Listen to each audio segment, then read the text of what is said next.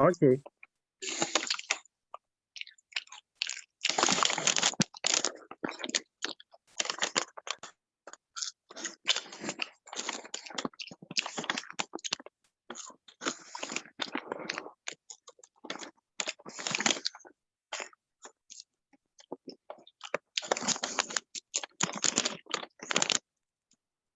So Boris and Lenny just make me a sign when I should start. And I think there is someone's mic which is not turned off.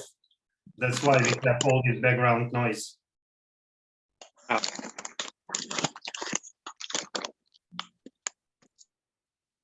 Is it okay now? Yeah.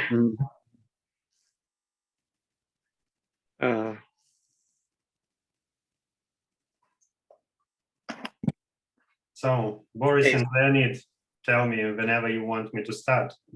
No, Yeah, I so- think Can start now. So no, start now. It is your time. Okay. Yes, do it. Okay, thanks a lot for organizing this school and conference, and thanks a lot for giving me and in fact us an opportunity to speak. So this is a mini course which consists of 4+1 lecture. So here is the title: Gelfand-Tsetlin Systems and Poisson-Lie Groups. Now there is a considerable controversy on spelling of Tsetlin's name in a Latin alphabet. So just in case, since we're virtually in Moscow, I decided to add a non-controversial Cyrillic spelling. And then you saw that for instance, the organizers of the conference, they have a different idea. And so we typically spend it with in this German-looking spelling like Tsetlin, but they spell it with TS. So, so there will be 4 lectures by Jeremy Lane from McMaster and myself, and then there will be a 5th lecture which has a separate title by Xiaomeng Xu from Beijing. Let me very briefly tell you what this mini course is about. So I think one of the important starting points is the paper of Gilman and Sternberg, and it's called, you see, they have another spelling of Tsetlin. So the Gelfand-Tsetlin system and quantization of the complex flag manifold of 83, a little bit less than 40 years ago. And they've constructed there a very interesting integrable system on flag varieties of UN. And then there is a similar system also due to Gilman and Sternberg for coadjoint orbits of SON. And maybe one slogan, so they used knowledge from representation theory. So Gelfand and Tsetlin, they were interested in representations of the unitary group, of the orthogonal group. So they introduced famously some basis in finite dimensional representations of those groups. And so they did something on representation theory side. And then Gilman and Sternberg, they were able to convert it into some statements about symplectic and Poisson geometry. So in some way, representation theory seems to be the source of our geometric intuition or of our geometric knowledge. So, and I probably should say that Gelfand-Tsetlin's work, it dates to 1950, if I'm not mistaken. So much before Gilman and Sternberg. So this intuition comes from many, many decades back. After the fundamental Gilman-Sternberg work, there was a lot of attempts to do the same or similar, to do something like that for other compact Lie groups and their coadjoint orbits. And so there were many, many partial, very interesting partial results. Perhaps we'll see, maybe later on, we'll give you a little bit more of an idea what were those other results. But for now, one can say that until recently, so there were many interesting partial results, but there was no integrable systems really similar to the Gelfand-Tsetlin one for other compact Lie groups. And of course, one would need again some representation theoretic input. This representation theoretic input is a lot more complicated. This is a dual canonical basis. In this mini course, we'll tell you about two recent constructions of systems which are similar or nearly similar to the Gelfand-Tsetlin system for compact Lie groups of any type. And one of the constructions is based on the joint work of Hoffman, Lane, Lie, and myself. And it goes via Poisson-Lie groups and tropicalization. And in fact, this construction, at least for now, it does not quite achieve the goal. So one gets a system which is almost as good as Gelfand-Tsetlin, but not quite. And then the construction which completely solves the problem, it does it in a different technique via toric degenerations. And this is done in another recent work of Hoffman and Lane. So that's basically what we want to tell you about. So we're gonna give you background on classical Gelfand-Tsetlin, and then we want to explain what are those new developments. So we won't be spending too much time, I must say, on representation theory side. We'll be using representation theory intuition from time to time. So the main work, main thoughts will be about Poisson geometry and Poisson geometric constructions. Maybe just to orient yourself in the in this story, here is a rough plan. Of course, difficult to say whether we'll be able to stick to it. So today I plan to spend more or less all the time on the background. So Boris said that there should be something understandable or some understandable part. Today, I more like have a fear, maybe it's too understandable, but you're gonna tell me. So this background includes symplectic and Poisson structures, group actions and moment maps, and a little bit of Bohr-Sommerfeld quantization. So you see, probably many of you know a lot about it, possibly a lot more than I do. So this is more like to set up notation to see that we have all the necessary tools for the future. So then tomorrow our plan is to tell you to spend probably all the lecture on classical Gelfand-Tsetlin. I will be talking about regular fibers and the more or less in the sense of Gilman and Sternberg's original work. And then Jeremy Lane, he will tell you about some new developments, because the Gelfand-Tsetlin system, it has also singular fibers, and he will tell you give you an update or like explain to you where the research frontier is in that field. And then on Wednesday, I will be talking about, again, background on Poisson-Lie groups and dual Poisson-Lie groups, including the famous Ginzburg-Weinstein theorem. And also there we'll introduce cluster coordinates and tropicalization. So we'll spend, again, quite a lot of time on introducing techniques and concepts.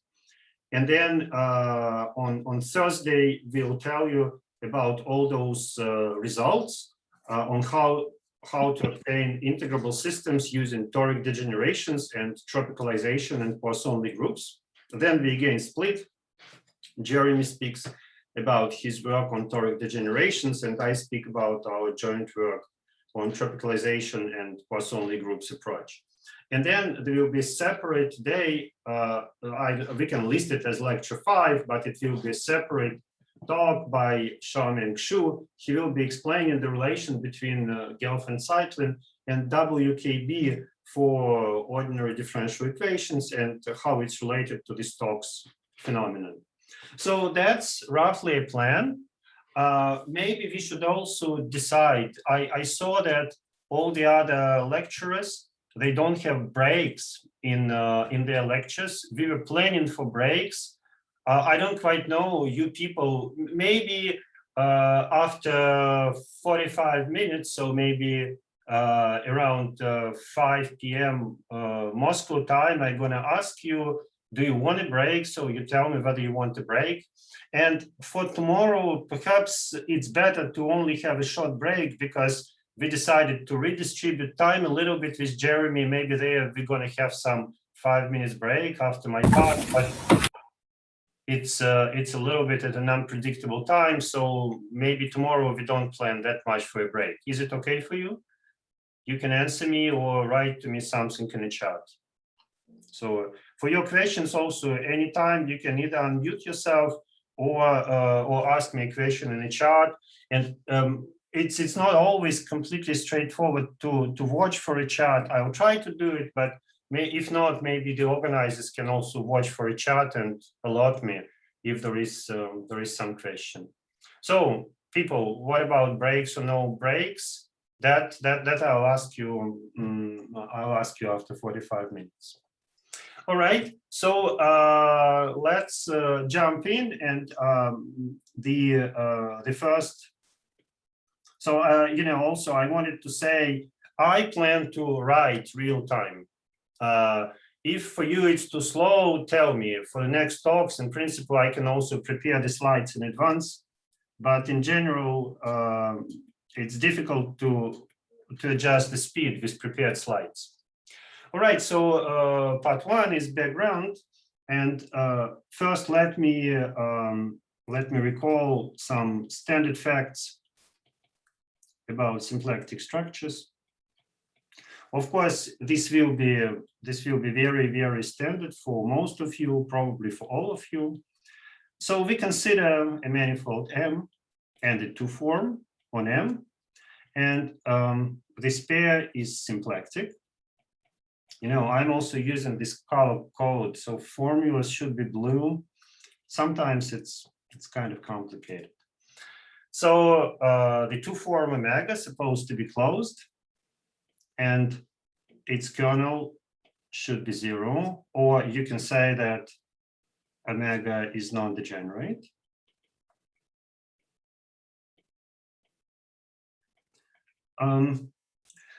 So the standard examples of such structures are, of course, R to N, together with coordinates P and Q and the standard symplectic structure dpi VH dqi. So the Darboux theorem tells us that any M omega is locally modeled by R to the power 2n omega standard, where 2n is the dimension of M. There is also something that we're going to use at some point, and which is called the Moser lemma. So suppose we have a family of symplectic structures. So U maybe is some part of M, and omega of S is some family of symplectic structures. So then I can choose possibly some part of U, which is called V, such that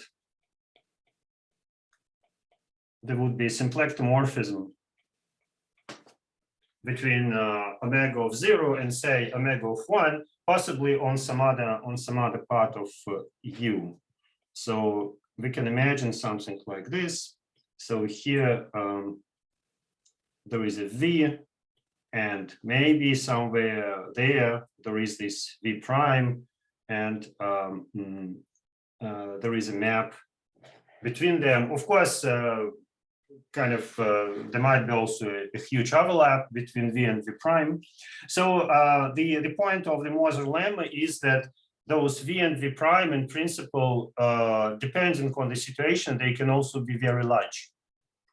So the Darboux theorem tells you that locally, which means perhaps there is a small neighborhood where you can establish such a local isomorphism, but in the Moser lemma, in principle, depending on maybe if omega changes very little when S changes, maybe you can have a very huge V, almost all of U.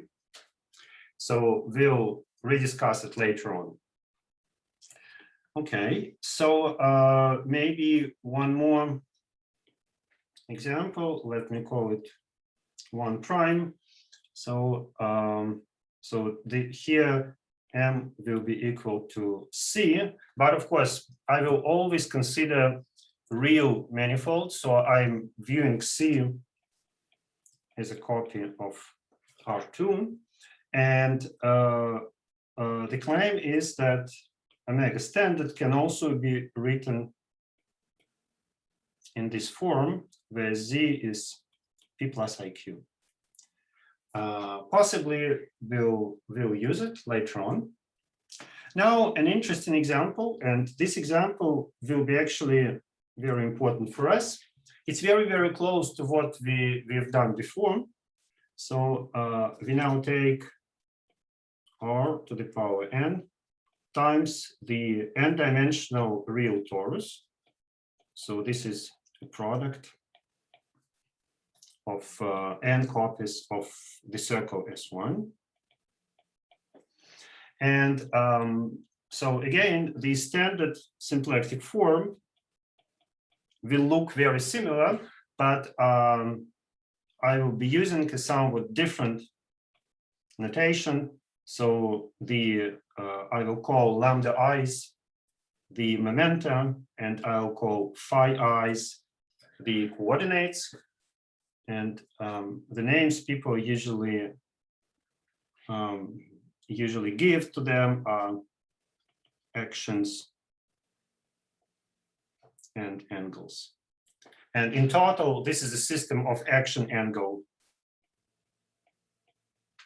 the system of action angle variables. In principle, here one can also negotiate. You don't need to consider such a huge space. You can also consider some open, some open subset of Rn. So you will get in this way U times Tn. That's also fine with the same symplectic structure. Okay, so perhaps also a version of that example. So let me take M to be C star, and I'll consider omega to be I over 2 dz over z wedge dz bar over z bar. So one word that people use for that is log canonical symplectic structure, and we'll encounter interesting examples later on. And notice that again, you can bring it to the standard form if you consider z to be exponential of lambda plus I phi. So this would give the standard symplectic structure for lambda and phi. And moreover, you can play the following game. You can choose t, let's say, in a non-zero real number, and you can put a scaling here in front of lambda. And then you would need to put here a scaling in the denominator, and this will still be the standard symplectic structure in coordinates lambda and phi. So we'll see such rescalings also later on when we discuss tropicalization. Now, one small remark about symplectic structures. So suppose we have sigma, a diffeomorphism of M, and assume that this is an involution. So sigma square is 1. And furthermore, assume that it inverts the sign of the symplectic structure. So, so this is an anti-symplectic involution. Right. So then the following interesting thing happens.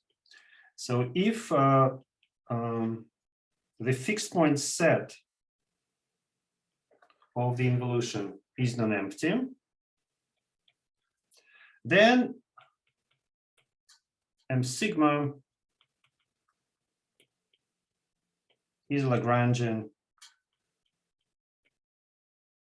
submanifold of M. And Lagrangian submanifold means two things. So the dimension of this M sigma is equal to N. So this is half of the dimension of M. And the second thing, when you restrict the symplectic form to M sigma, you get 0.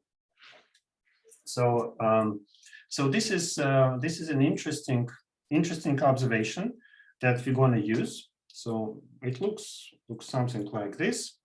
So this is M, and here we have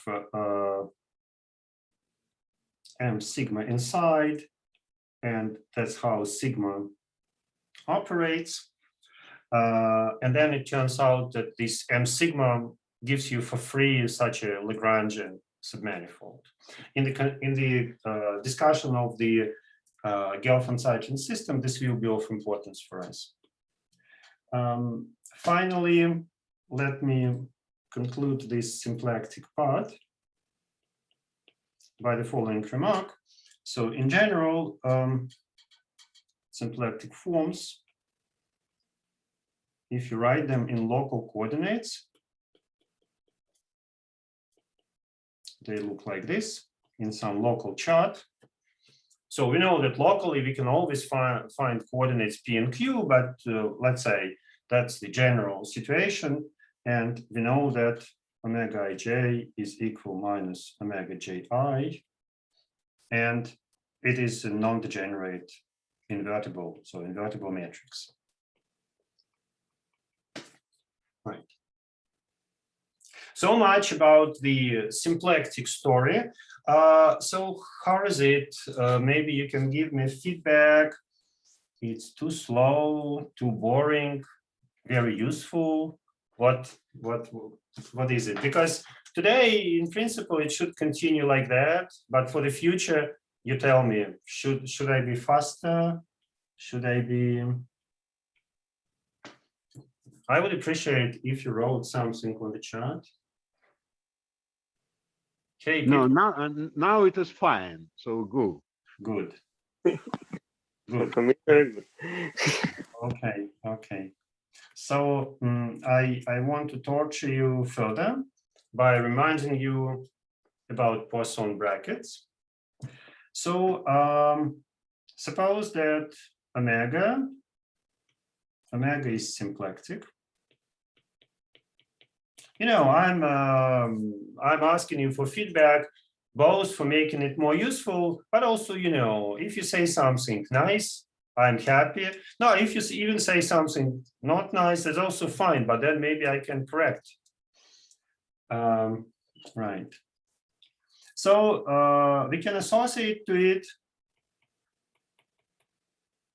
another matrix, let me call it pi of x.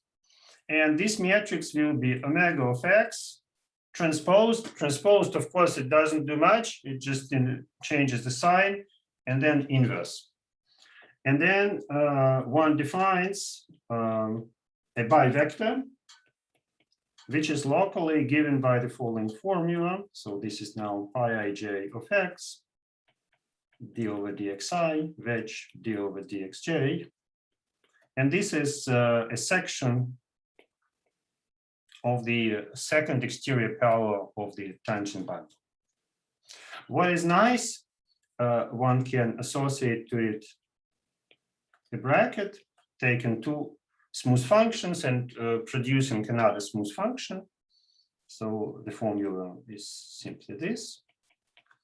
So you apply those derivatives to your functions. And this bracket satisfies the following two axioms. So axiom 1,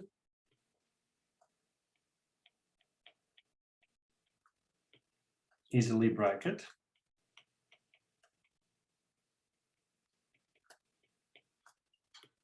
on the space of functions. And second thing, it satisfies the Leibniz rule. So, or in other words, it's a derivation in each of the arguments, but we can, since it's a Lie bracket, it's Q-symmetric, so it's sufficient to write it for the first argument. For instance, this. Right. In fact, those axioms, they describe a class of bivectors, which are called Poisson bivectors. And this is more general than symplectic. So, the symplectic story, it is part of the Poisson story. If the matrix pi ij of the Poisson bracket is invertible, you can go back, construct the matrix omega ij and return to symplectic setup. But if it's not invertible, you cannot do it, but the axioms are still satisfied. So perhaps, again, I want to give you a couple of examples. And those examples, as simple or as trivial as they are already of central importance for our mini course. So, examples. One, so I consider, let me write it in the following way, r to the power 2n plus k. And here I will have coordinates q, p, and let me call them c, the last k coordinates, and the bivector looks as follows. So this is d over dpi wedge d over dqi, and c does not participate. So in particular, this means that all CJs, they have vanishing Poisson brackets with everything else, with whatever function you take. And so CIs are, or CJs are Casimir functions. Of course, you can negotiate as we did before. You can negotiate the following. You can take some subset inside R to the n plus k. I again rename coordinates lambda, phi, and I keep the notation c. And I consider pi to be sum over I, d over d lambda I, d over d phi I. So C's are again central. So here I have phi 1, phi n. And inside here I have lambda 1, lambda n, c1, ck. Right. So that's one sort of examples. But now there is another sort of examples. Number 2, and here we start with G being a Lie algebra.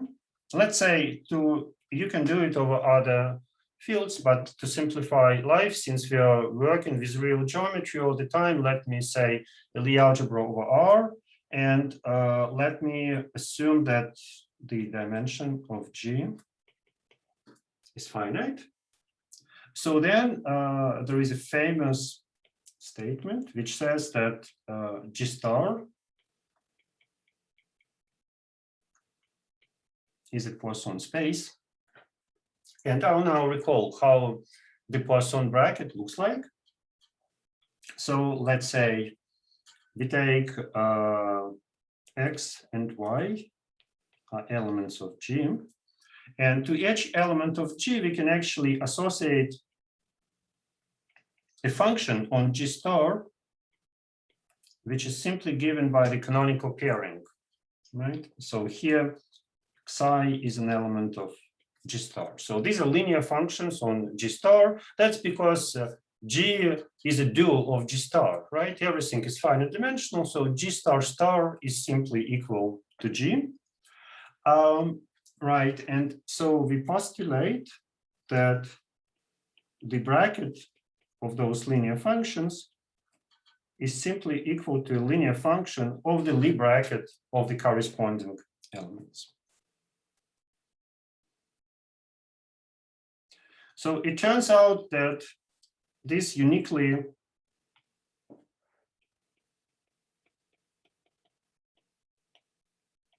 determines a Poisson bracket. So it is called pi KKS, where KKS stands for Kirov constant tensorial. But the experts are saying that, in fact, already in the works of Lie,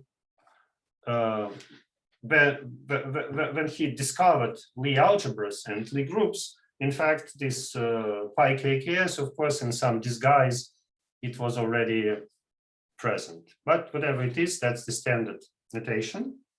Perhaps just for you to have even a little bit more feeling, let me also spell it out a little bit differently.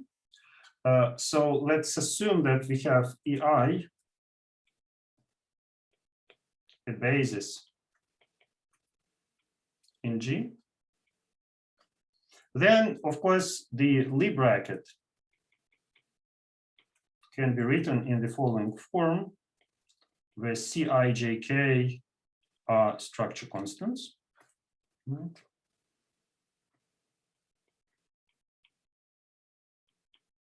Structure constants. And let me denote by Fi the dual basis in G star.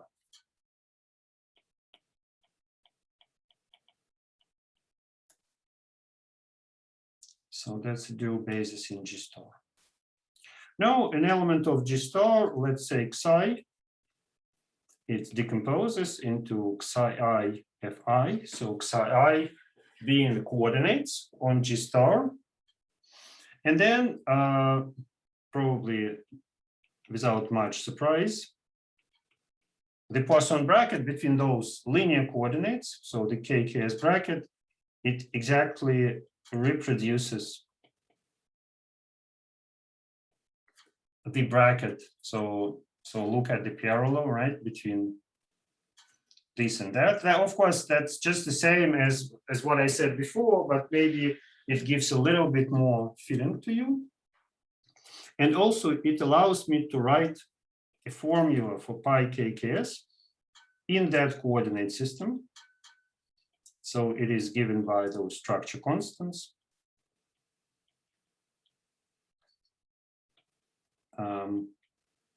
Xij. So this is, in particular, this is a linear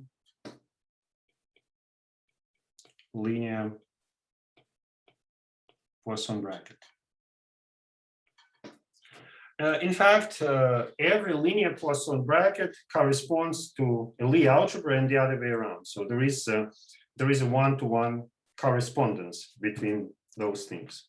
Note that before, in our previous example, in the example 1, at least in those coordinate systems that I chose, the expressions for pi had constant coefficients. So maybe here I add, this is a constant Poisson bracket. Okay. So up to now, it is all properly boring, I hope. And I would like to finish this discussion of, or in fact, not finish, but at least for now, this discussion of Poisson structures, it allows me to pose probably the main, or one of the main, or maybe the main question of the mini course. So let's say question 1. We're going to have other questions later on, but this is probably the most important question. So we would like to construct injective Poisson maps from U times Tn, where U is sitting inside Rn plus k. So the example that we had before,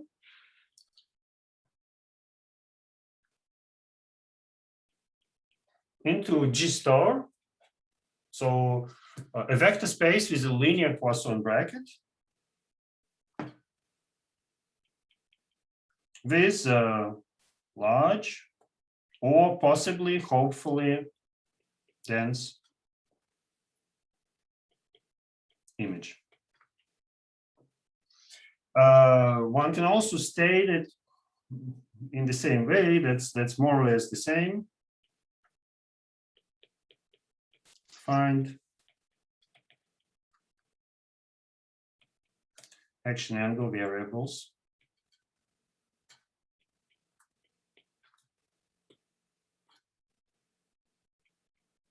on G star.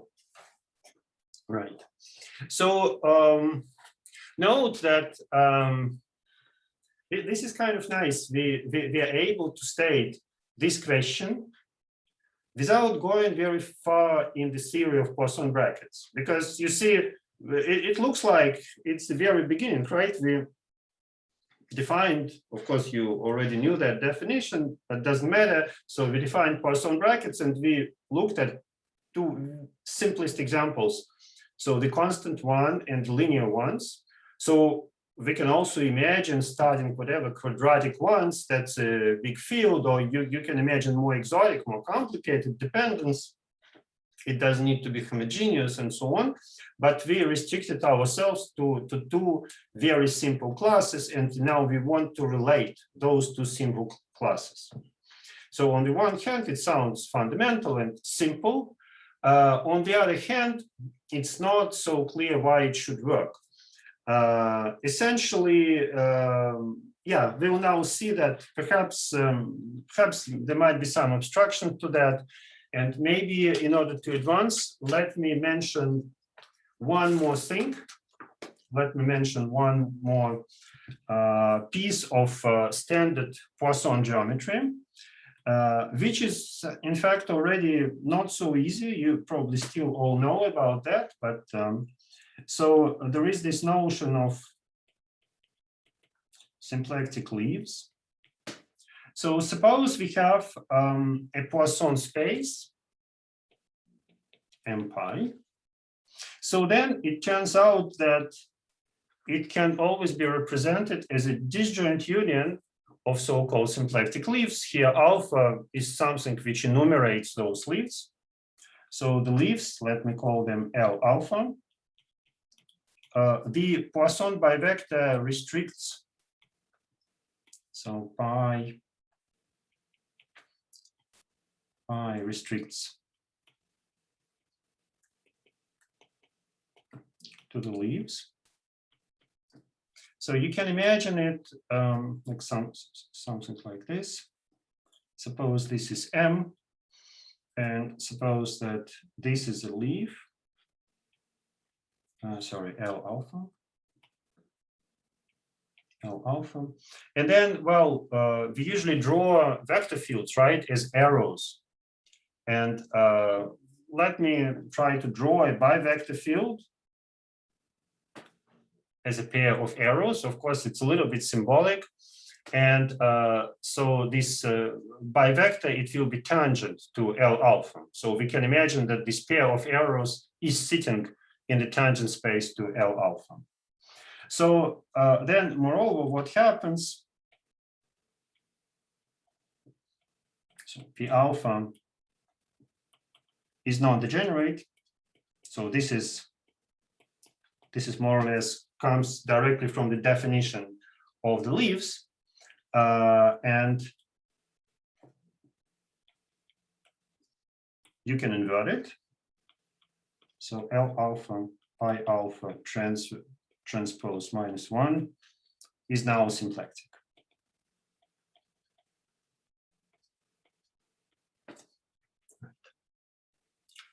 Okay. So how do those leaves look like in our standard examples?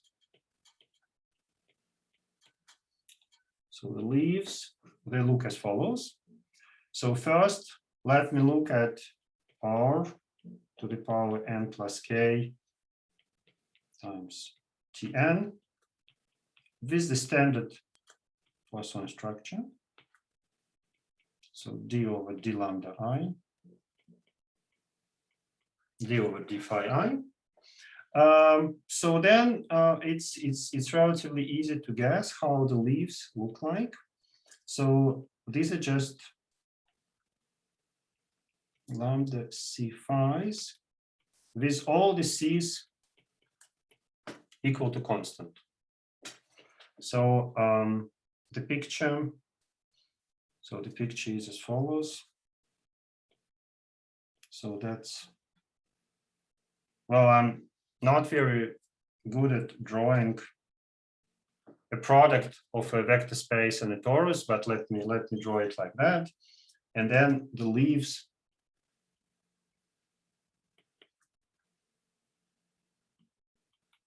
will be products of those planes of constant c times tori. So this is LC. So here the picture is very, very simple. Now let me finish this academic hour by reminding you what are the symplectic leaves for the KKS bracket. So, and here famously leaves are quadrant orbits. So there is an adjoint action of the group on its Lie algebra, and then the coadjoint action on the dual. Sorry, too fast.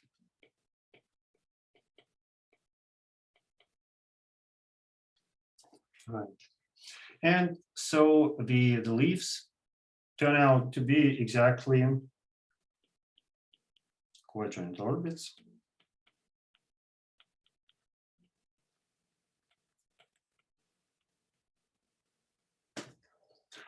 And in the Gelfand-Tsetlin system and in the other similar systems, these are symplectic spaces that we want to look at. Or we want to look at the Poisson bracket of G star and try to find coordinates where it becomes constant. Now, so what I said before, question 1 seems to be a basic question, but perhaps there might be already a feeling that there might be some obstructions or difficulties because the leaves in this R to the power n plus k times Tn, they are all very, very simple, right? They are planes times tori. Now the leaves of the KKS bracket, they are coadjoint orbits. Coadjoint orbits, right? Depends on the Lie algebra, who knows what they are. Of course, in some cases we know very well, but still, typically, or in many cases, they don't look like hyperplanes times tori. So we need to do something about it. And I think probably maybe one can say at this level, this is one of the difficulties that we're going to face. Already ingeniously, Gilman and Sternberg found solution to those difficulties in some cases. In other cases, one needs a lot more techniques, but I think that's one of the main reasons why, I mean, it's difficult to fit one thing to the other. Maybe, that sounds at first as a natural wish to compare linear and constant brackets, but on the second thought, who knows, right? It sounds surprising that this question has some positive answers at all, if you further think about it. All right, so now tell me, do you want a short break, 5-10 minutes? Do you want to continue right away? I'm at your service. I'll do whatever you say. People, now I do need your reaction. Either we continue, or I can suggest we can also make like a 10 minutes break and come back after 10 minutes. So there is one suggestion to continue. Sure, I mean, like, if you're all silent and there is only one vote to continue, I continue, sure. But Leon, how do you think? Maybe Yeah, at least, so maybe it's reasonable to continue then. okay. sure, whatever. Yeah, okay, so there is one more suggestion to continue. So yeah, of course, obviously. Okay, Okay. good, perfect. So I continue with the background story. Right. Okay. So I want to tell you something about group actions and moment maps.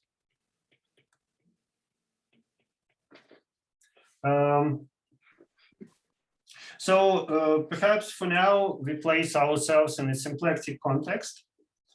And suppose that there is a connected Lie group acting on our symplectic manifold. And let's assume that it preserves the symplectic structure. So G preserves the symplectic structure. Now I will need a small piece of notation. So suppose we have X, an element of our Lie algebra, then I'll call XM the corresponding fundamental vector field.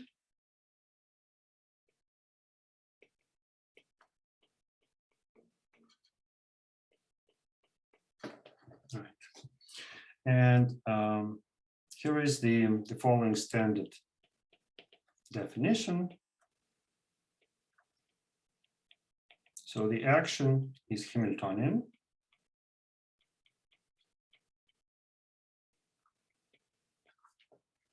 If the following conditions hold true, so there is a map mu from M to the dual space of the Lie algebra. And here, well, it's a little bit a matter of taste, but I'll put stronger conditions. So first we substitute the vector field into the two form. And here I must say, usually I'm not very sure about my signs. And I think different people use different sign conventions. Let's try it with a minus sign, but I apologize if it's actually plus sign. Well, we'll see. And the second condition, you may want to ask the moment map to be equivariant under the action. So you can act by a group element on a manifold, or you can act by the coadjoint action on the image. Now, here is one prominent example. So we take the torus Tn acting on one of our favorite spaces, right? And here we put. I'm sorry, there is a question in the chat. Okay, thank you. So a Poisson involution would induce a Poisson structure on a fixed locus.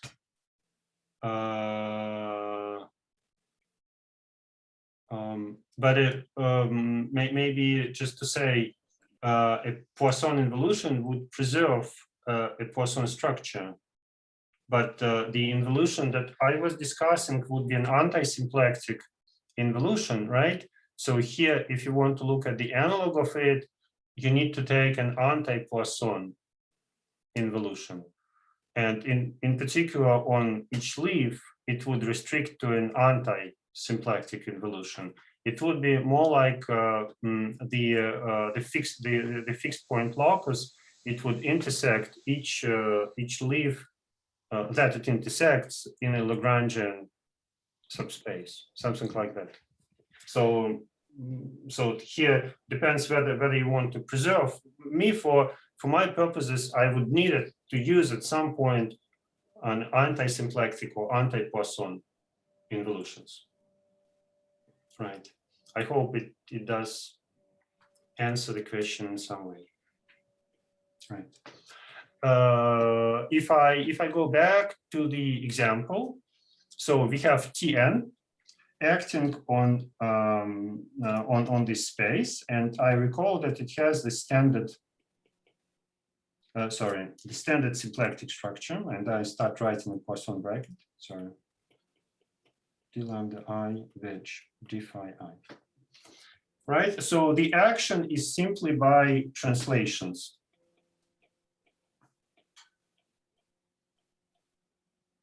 By translations on Tn. So in particular, we can say that there are those fundamental vector fields, right? D over d phi I.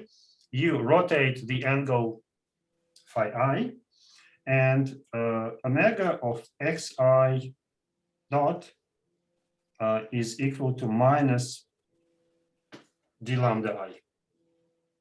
So according to the definition above, mu of lambda phi is equal to lambda 1 lambda n. So that's the moment map for that action. Okay.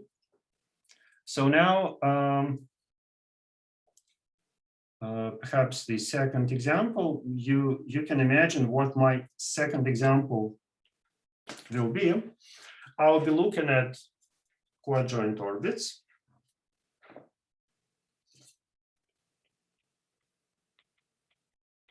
So coadjoint orbits.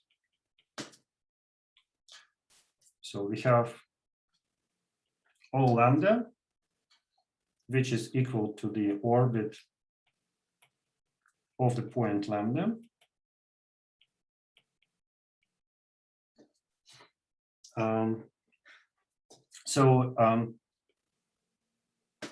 It is supposed to have the canonical two form, which is symplectic. Perhaps let me recall you something, or let me tell you something about the construction of those two forms. So there are there are many ways how you can present them. In fact, for some mini course that I gave in the beginning of the year, so I was looking up in the Kirillov's book, and Kirillov gives 3.5 proofs of the existence of those symplectic forms on coadjoint orbits. So I don't know, you may have a look at some of those proofs, maybe I give you some indications on how those omega lambda look like. So first of all, there is a famous formula. So you take omega lambda, doesn't matter what lambda is, at the point psi on the orbit, and you compute it on two fundamental vector fields at that point, xo and yo. And then the famous formula says that it actually, the answer does not depend on lambda, and it is equal to a pairing of the point psi of G star with a Lie bracket of x and y. So that's a nice formula. And from this formula, it's relatively easy to figure out that this form is not degenerate, but it's somewhat cumbersome to prove that it is actually closed. So there is another way to think about it. So let's introduce a projection from the group to the orbit, and it takes the group element to this coadjoint action of G on lambda. So for the pullback of the form, you can actually write a closed and very nice formula. So let me write for you that formula, and this formula we also need for other purposes. So it's a pairing of lambda with the Maurer-Cartan form that I write pretending that G is a matrix group. So this is the left invariant MC form on G. Right? So this G minus 1 dg is a one form with values in the Lie algebra. So, so this is also a very, very beautiful formula. From this formula, it's not entirely clear that it's a pullback of a form on the orbit. It is obvious that it is closed, right? Because its pullback is d of something.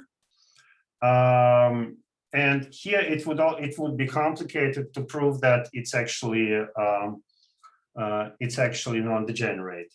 So maybe I'm not sure for this mini course whether I'm allowed to give you exercises. I don't know whether you people want some exercises. If you've never seen things like that, then here is an exercise.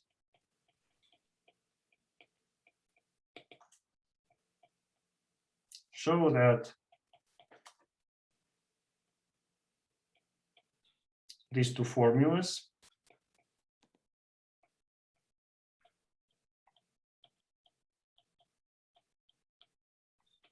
define the same two form. Right? I mean, again, maybe I should apologize. Who knows? Maybe they don't define the same form. Maybe the sign is different. But I mean, yeah, I'm not entirely sure. But of course, if you try to figure out, you will see whether this is true or not. Now, I promised to say something about the moment maps, and famously, there is a moment map for the G action on each orbit. So this moment map is a map to G star, and this moment map is simply identity in the sense that omega lambda is already sitting inside G star. So it simply sends each point to the same point now viewed as a point of G star. Right. Okay. So now I want to show you one more example, and I would like to throw in one more interesting manifold that I'm gonna use later on, and I think probably Jeremy also gonna use it, or maybe slight modification of it. So example number 3. Now, suppose that G is a compact connected Lie group. So here it's more restrictive. I take inside it a maximal torus.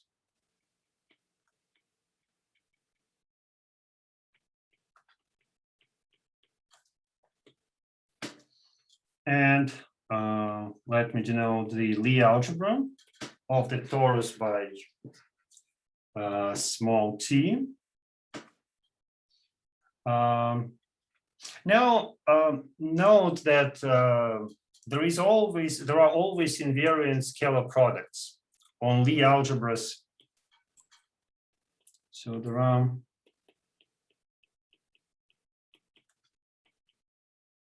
scalar products on Lie algebras of those compact Lie groups. If G is semi-simple, you can simply take the Killing form. But if it's not semi-simple, you can add whatever you want on the central part, any non-degenerate scalar product. And so you can always have an invariant scalar product on G.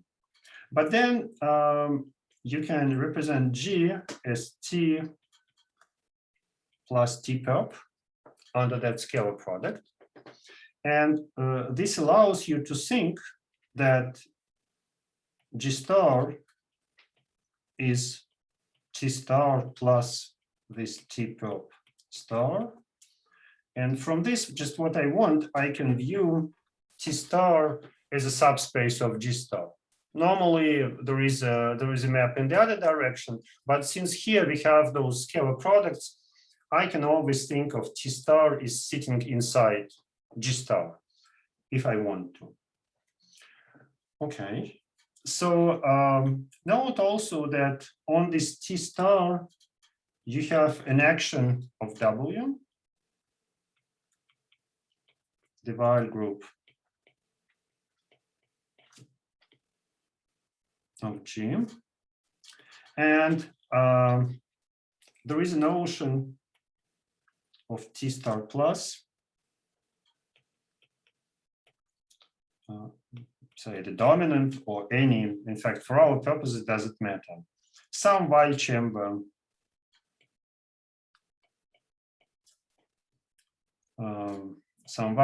corresponding to this Weil action. Maybe famously, let me draw a picture in the case of G equal to SU3. So T star is isomorphic to R2, and W is a symmetric group. So, and well,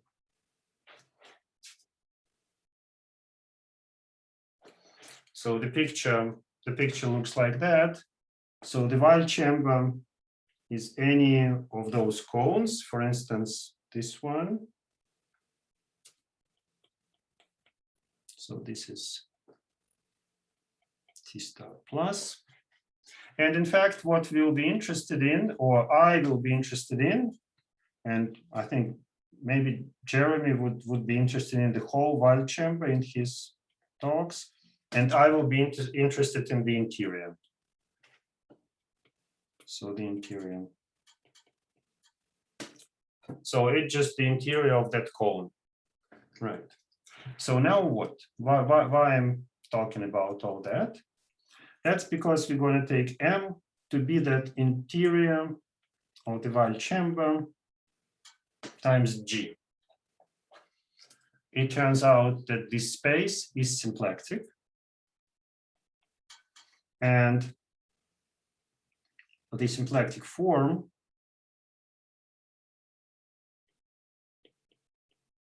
is given exactly by the same formula as the one that I advertised for you for coadjoint orbits, right? That's this. Now, you see on the screen, this is the second formula in red or in pink, and we're just using exactly the same. We're just using exactly the same expression. So those lambdas are in the interior of the Weyl chamber, and of course G is in G. And well, here is for you, if you want a second exercise.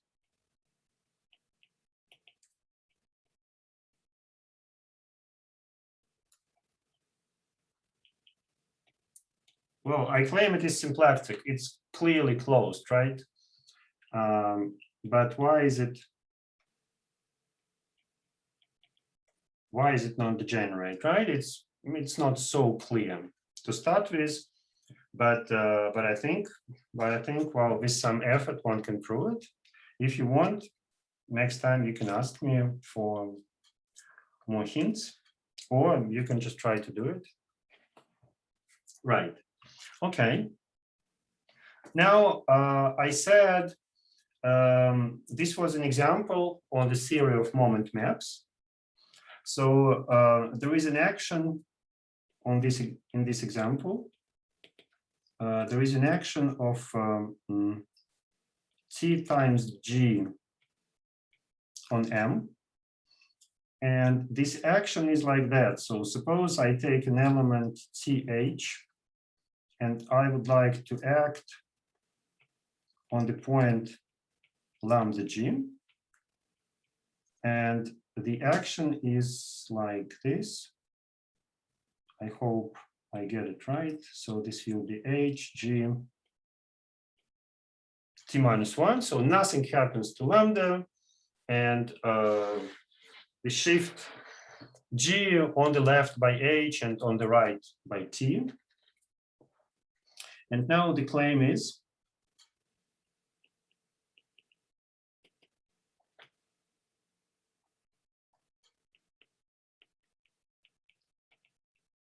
the action is Hamiltonian. And well, if the action is Hamiltonian, I should tell you what is the moment map. And the moment map should now have two components, let's say left and right. So the left component has as a target T star, and the right component has as a target G star. And it's equal to the following thing: adjoint G star lambda and lambda. So it's a kind of beautiful and interesting picture. So you have, you have here this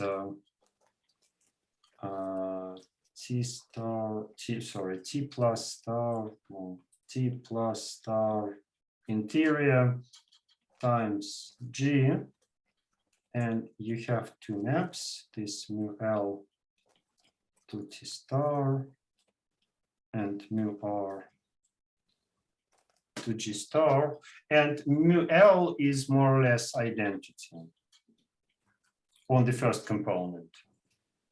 So probably I should say, yeah, identity 1.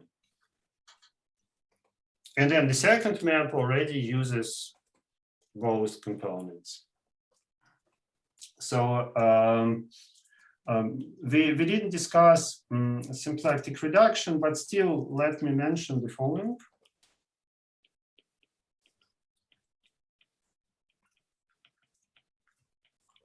Symplectic reduction. So suppose we take the preimage of some point lambda under the left moment map and divided by the T action. So this turns out to be isomorphic to all lambda. And maybe I don't explain it in detail, but symplectic structures match as well. I think, I believe it's not going to be that important for us, but just for information. So I see that there are some.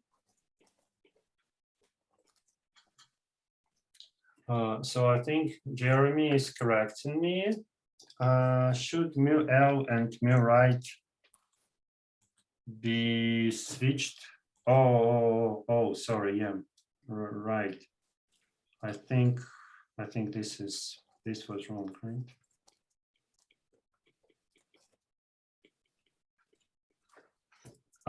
Is it better? Yeah, I chose to switch the formula. Yes. Okay. Okay. So you see, I mean, this is an interesting example, and we want to exploit it later on. So somehow this space M, it knows everything about all coadjoint orbits, at least the so-called regular ones. It knows something about the grand majority of coadjoint orbits. And if you want to include the singular ones, you should replace it by some kind of singular symplectic gadget, but this is also possible. So in some way, either you need to deal with coadjoint orbits separately, or you can think of a Poisson space G star, or you can think about this symplectic space M, and this might be an advantage sometimes, because after all, symplectic story might be a little bit easier, like more manageable than the Poisson story. Okay. Now, maybe the last thing that I want to tell you today. So this is this pre-quantization.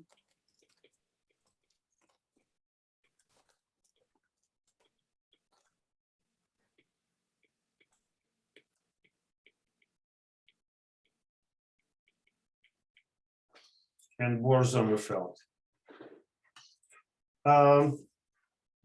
So this is a part of symplectic story, and it goes as follows.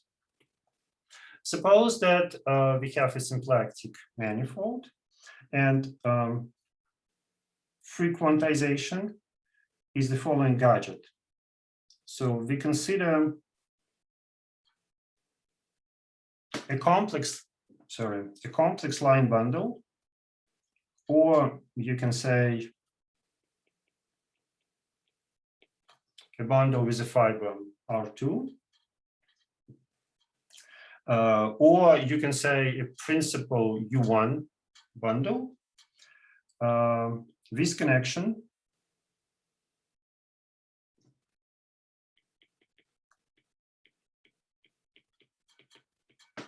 to simplify my life. I will assume that I consider the situation locally. Locally, the bundle is trivial as a topological bundle, so this is simply a direct product of M with C. And then I can think that my connection is one form on M. So this is, of course, only local. And this connection satisfies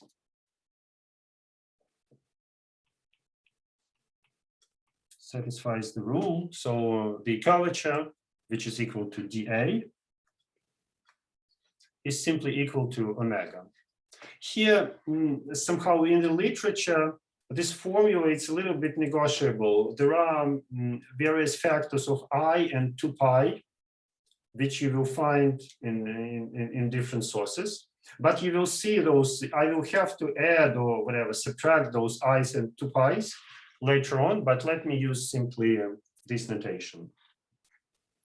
I would like to look at this situation. Instead of developing the general theory, I will develop it in an example that you've already seen today many times. And my favorite example is U inside Rn times t to the power n. Omega is, of course, this omega standard, d lambda I, d phi I. And well, I'm going to choose A. Well, without much fantasy, to be a sum of lambda I, d phi I. Right. Okay. So now, so much for pre-quantization. Now, what is Bohr-Sommerfeld? So Bohr-Sommerfeld quantization in full. So, so we consider the vibration.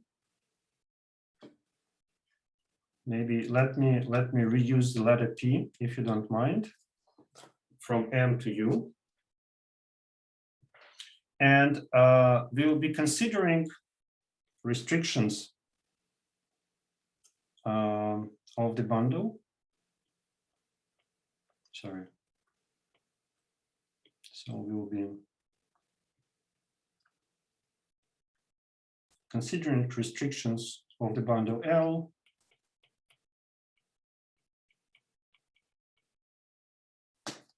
to the fibers. So those fibers, right? They are all isomorphic to the torus with coordinates phi1, phi n. Right? And now the question is, so Bohr-Sommerfeld suggests us to study. Anton, is this still inside this example? It's not the general case. Yes, it is. I will, till Still the end inside. of the talk, I will stay inside this example. Yes. Thanks. Mm-hmm. Okay. So we're going to study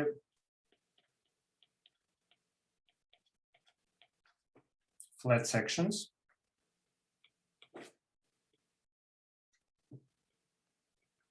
Of L lambda.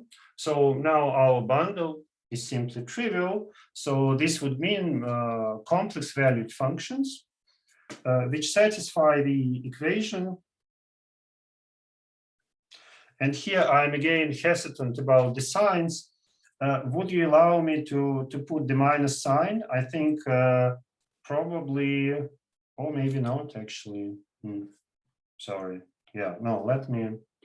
Yes, so let me keep it that way. Right, where S is simply a complex valued function. Right.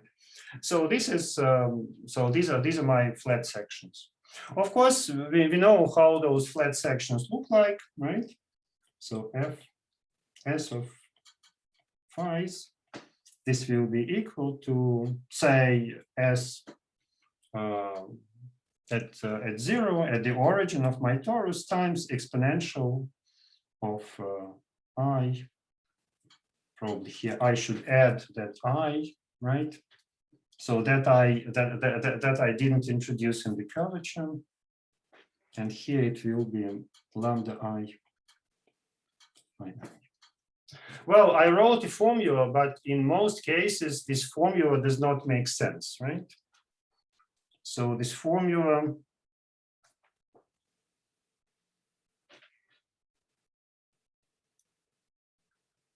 only makes sense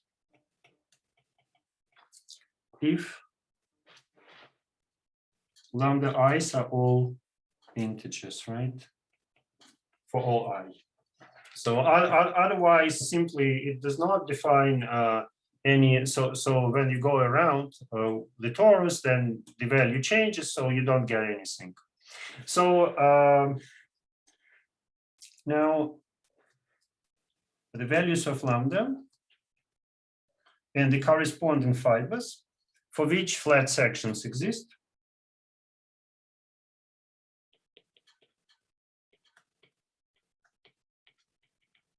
Which flat sections exist are called Bohr-Sommerfeld fibers.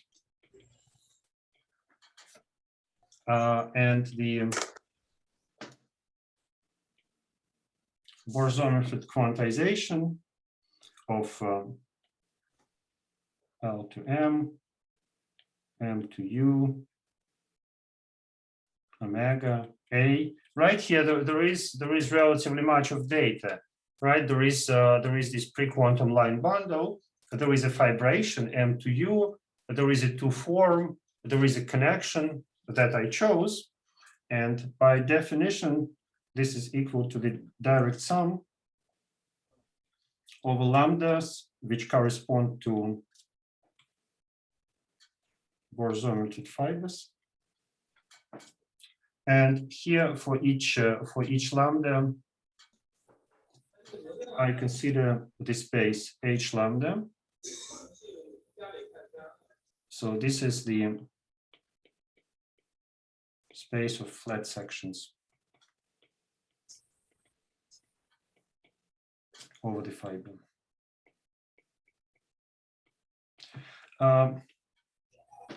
Well, this is a somewhat strange prescription. Perhaps let me just finish with some comments. Right, it's called Bohr-Sommerfeld because it is more or less the prescription that the pre-quantum mechanics, the quantum mechanics of Bohr and Sommerfeld, before proper quantum mechanics of Heisenberg and Schrödinger was created. That's roughly, that's roughly speaking how the prescription worked. Now we are making here out of it some kind of a little bit strange looking mathematical definition, but it's an interesting definition. Why not? Right. Maybe just to tell you how in practice it may look like. Suppose that you have your domain U, and of course we also have a torus, right? Tn. So this is our M. And so we are told to take integral points in U. We see that in our example, all those spaces H lambda, they are one-dimensional, and this is usually the case. And so we basically need to count those integer points inside U, and the corresponding Poisson-Lie quantization will be C to the power the number of those integral points. So BS is isomorphic. We can think of further structures, but the first approximation, right, is the number of those red points. So that's maybe one thing. That's on the positive side. It seems to be kind of manageable and nice definition. Maybe just a little warning. You know, here we chose the connection to be the sum of lambda i's d phi i's, but in principle, I could have added some constants, let's say ci, to those lambdas. This wouldn't change, or maybe let me better subtract them, right? Doesn't matter, right? So I subtract from lambda i's ci's. Of course, this doesn't change the Durand differential. It will be still omega standard. However, what's going to happen, right? My points, they will all move. So the Bohr-Sommerfeld fibers, they will float, because here you will have lambda I minus ci, and here you will have lambda I minus ci. So there it depends a little bit on this definition, and we'll have to deal in some way with this problem in our examples later on, right? Okay, so let me finish this talk just by returning to the plan. Where is my plan? So look, just for reporting purposes, this is done, this is done, this is done. And what we're going to do tomorrow, we're going to look at some very particular example. We will focus on some very particular example where G is equal to UN, the unitary group, and we'll consider all those questions for the corresponding coadjoint orbits. So that's the next lecture. That's this is Gelfand-Tsetlin. So you're doing all those things, and in particular, you're trying to answer question 1. Where is my question 1? Yes, we'll be trying to answer question 1 for this case of UN, and that's this Gilman-Sternberg story. And maybe just for 1 more second, let me also add question 2.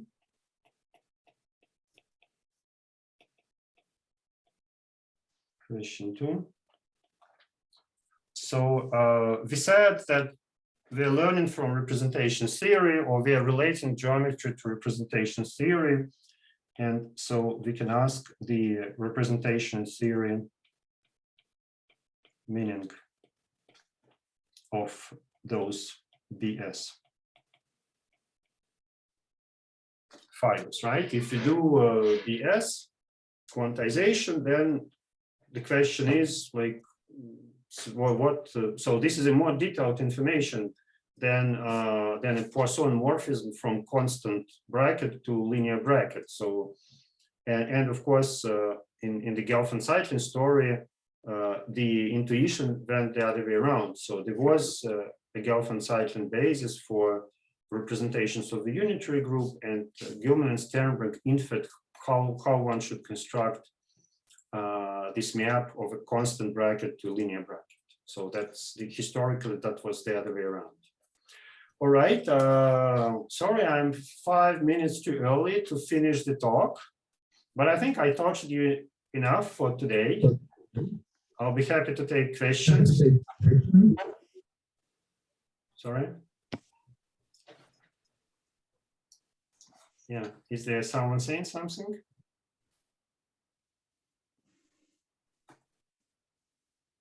Okay, so that's it for today. Thank you.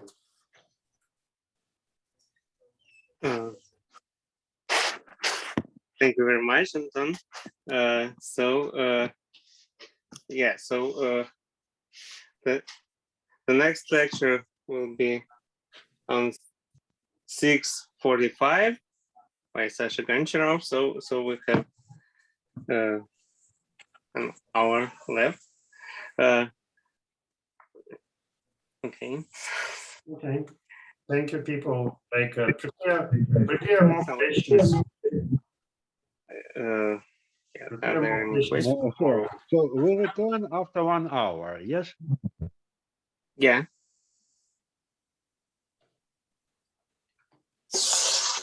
Okay. Okay, well, thanks a lot. Thank you.